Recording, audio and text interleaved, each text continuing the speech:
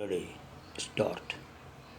I am very much impressed at the beautiful ideas that were presented about education in general and the steps that should be taken to improve the standards of education.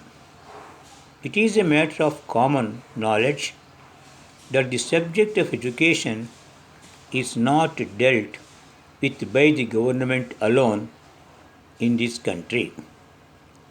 In addition to the government, schools, and colleges, there are educational institutions in the private sector which are providing good education. These educational institutions in the private sector are doing their best for the advancement of education in both the rural and urban areas of the country. If there is mutual cooperation between these two sectors, there is no doubt that the spread of education in our country will be very fast. When we are looking at the system of education and thinking about ways and means to improve it, we must at the same time take into consideration the social aspects in our country. If we go deep into this issue, we will find that our society is divided into two broad categories. These two categories are the rich and the poor. After we attain the independence, we have set before ourselves goal of establishing a socialistic pattern on society. It is our aim that the economic inequalities among different sections of the society should be removed. In order to achieve this objective, we must first of all try to remove the educational inequalities.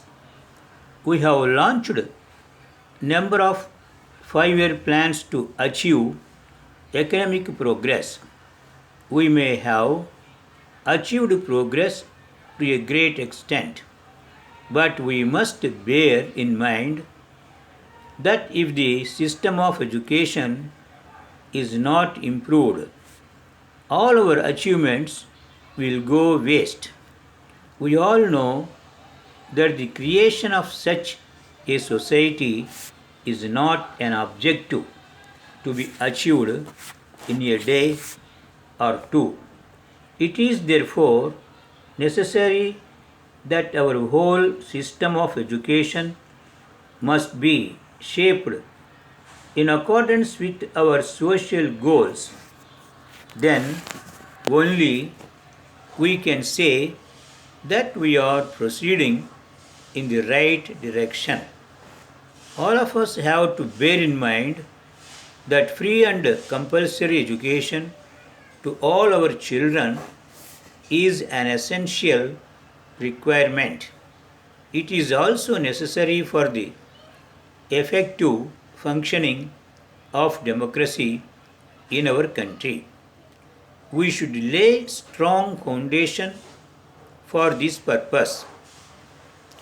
If the foundation is not strong, the structure that is built over it, however strong that might be, no doubt, will not last long.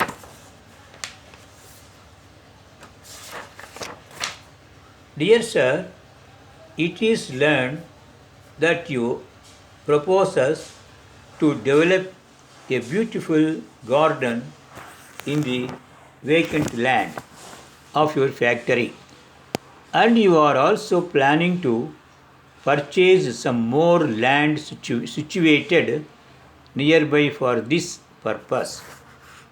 This is really a commendable idea in the sense that in this way you will not only be utilizing the land which was otherwise laying idle for a productive purpose, but also thereby enriching the environment.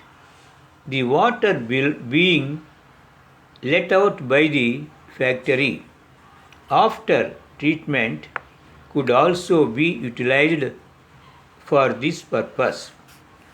In this connection, we have the pleasure in introducing ourselves as one of the leading concerns specialized in the sale of best quality plants. Many of the improved varieties of fruit and vegetable plants developed in our nursery have brought to us considerable amount of goodwill in the state. We therefore request you to give us an opportunity to develop the land into a beautiful garden. Thanking you, yours faithfully.